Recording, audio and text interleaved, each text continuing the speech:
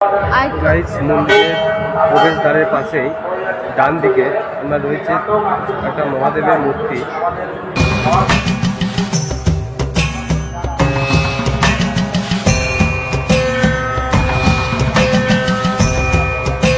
বলা হয় এখানে দেবী সতীর ঠোঁটের নিচের অংশ বা অধ ওষ্ঠ পতিত হয়েছিল।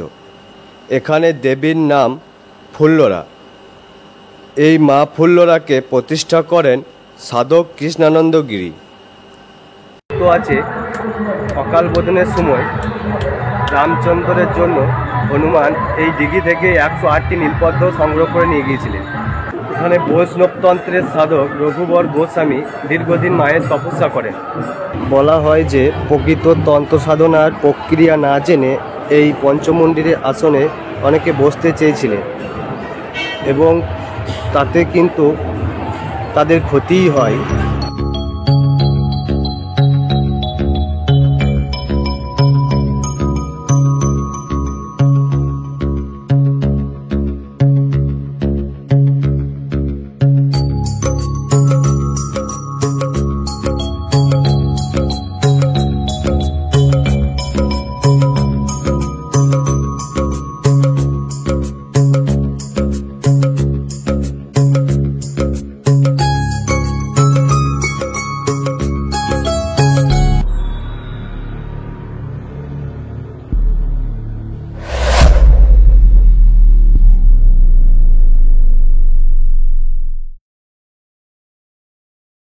Hey guys, good afternoon and welcome back to my channel to a new vlog.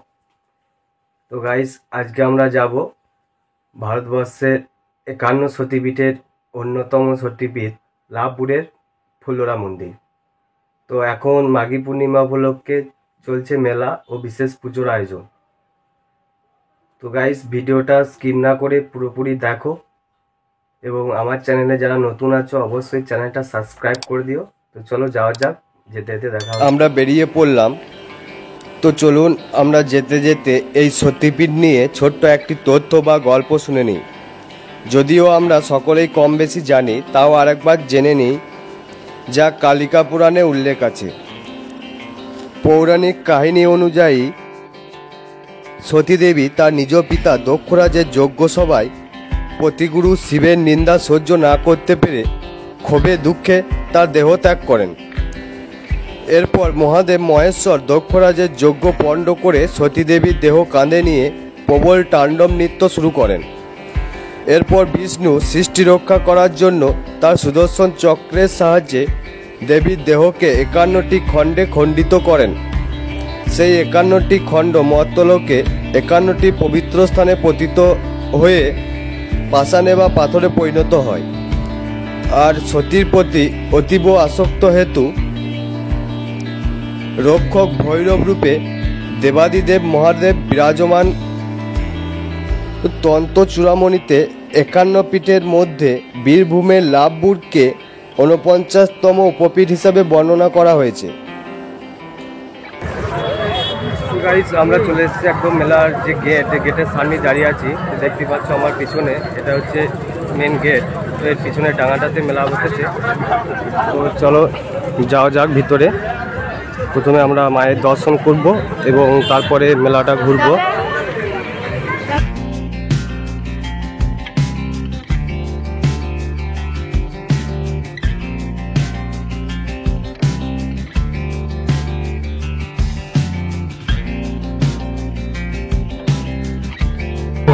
মেলা ঢুকে সাইডে এদিকে সব কিন্তু খাবারের স্টল রয়েছে এবং সামনে দিকটাতে সামনে কিন্তু মায়ের মন্দির আছে।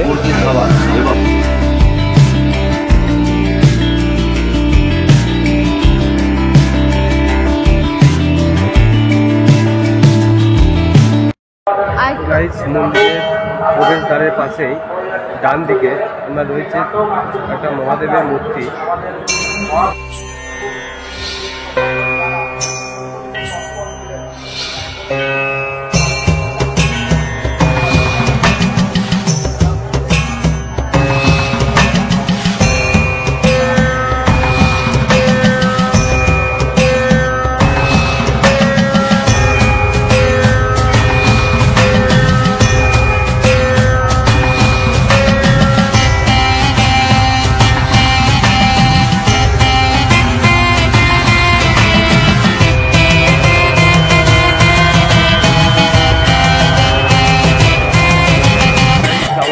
দেখতে পাচ্ছি এই বড় নাট মন্দির সহ যে পিছনে যে মন্দির রয়েছে এটাই কিন্তু মা ফুল্লরার মন্দির। চলো ভিতরে যাওয়া যায়, ভিতরে গিয়ে দেখাচ্ছি তোমাদেরকে।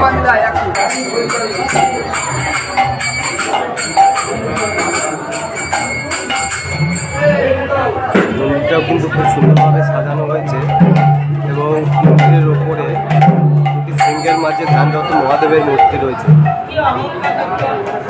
মন্দিরের সামনেই কিন্তু রয়েছে বলির জন্য হাড়িকাঠ। বলা হয় এই হাড়িকাঠের মৃত্তিকা নাকি চর্মরোগ ও টিউমারের অবসান ঘটান।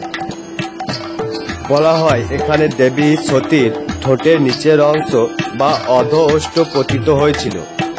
এখানে দেবীর নাম ফুল্লরা। এই মা ফুল্লরাকে প্রতিষ্ঠা করেন সাধক কৃষ্ণানন্দ গিরি। এখানে দেবী পূজিত হয় দেবী চতুর্ভুজা সিংহবাহিনীর কল্পনায় সাক্ষাৎ জয় দুর্গা রূপে। মন্দিরের পাশেই রয়েছে মনস্কামনা বৃক্ষ।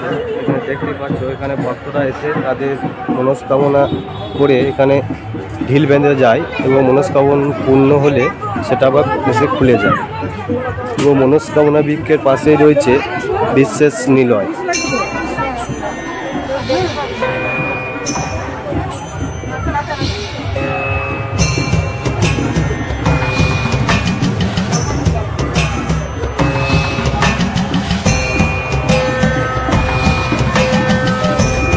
বৈষ্ণবতন্ত্রের সাধক রঘুবর গোস্বামী দীর্ঘদিন মায়ের তপস্যা করেন এবং মায়ের দৈব শক্তির বলে তিনি তার নিজ মৃত্যুর কথা দিন ও সময় বলে দিয়েছিলেন এবং সেটাই ঘটেছিল।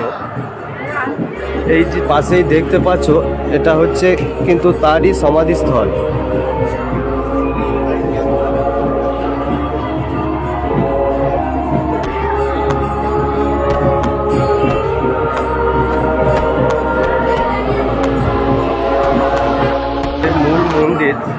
তার সামনে শিব মন্দির রয়েছে। এই শিব মন্দিরের সামনের দিকে সিঁড়ি দিয়ে গিয়েছে দেবীদহ নামক দিঘিতে। গাড়ি দেখতে পাচ্ছ আমরা চলে এসেছি একদম দিঘির সামনে। কথিত আছে সকাল বোধনের সময় রামচন্দ্রের জন্য হনুমান এই দিঘি থেকে 108টি নীলপদ্ম সংগ্রহ করে নিয়ে গিয়েছিলেন এবং বলা হয় যে এই দিঘির জল কখনো শুকায় না। মন্দিরের পেছনে রয়েছে কিন্তু ভোগ ঘর। পেছনে দেখতে পাচ্ছ এখানে কিন্তু মায়ের ভোগ রান্না করা হয় এবং ভোগ ঘরের পাশেই রয়েছে পঞ্চমুণ্ডির আসন। পঞ্চমুণ্ডির আসন প্রতিষ্ঠা করেন সাধক নারায়ণগিরি।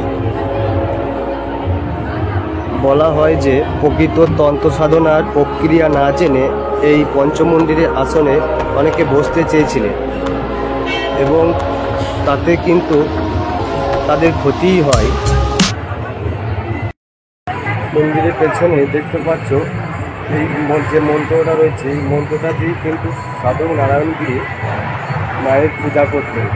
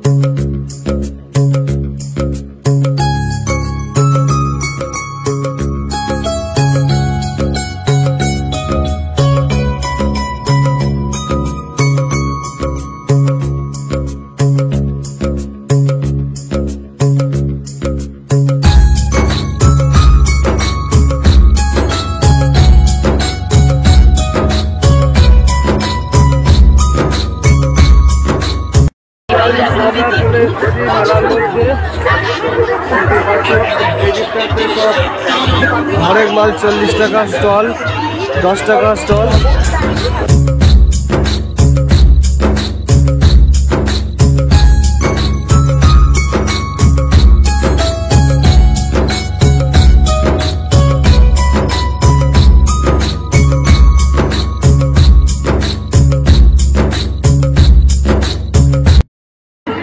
বাজার কলকাতার বিভিন্ন ধরনের ভ্যারাইটিস ব্যাগ আছে, সুন্দর সুন্দর লেডিস ব্যাগ রয়েছে।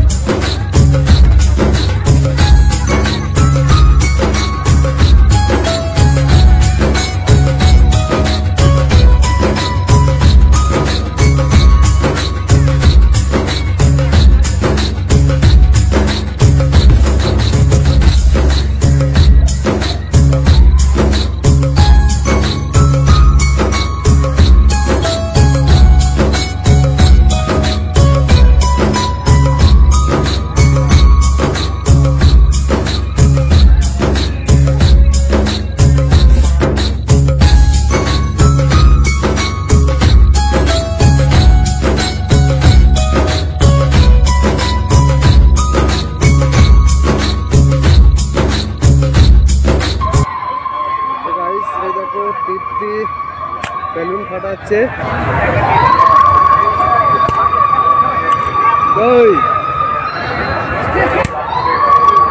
হ্যালো হ্যালো, বেলুন ফাটাতে পারলে?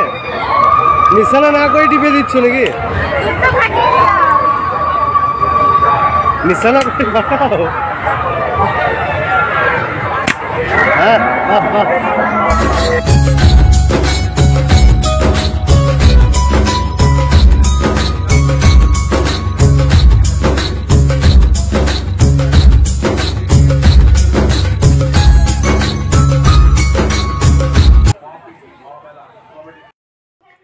তো গাইস, এইমাত্র আমরা বাড়ি চলে এলাম।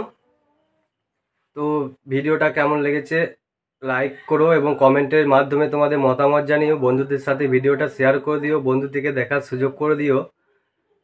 এবং ফেসবুক থেকে যারা দেখছো অবশ্যই পেজটা ফলো করে দিও। এবং তোমরা সবাই সুস্থ থেকো, ভালো থেকো এবং ইন্দ্রদীপ্তি ব্লকের সাথে থেকো, পাশে থেকো। তো বন্ধুরা, টাটা, আবার দেখা হবে পরের ভিডিওতে।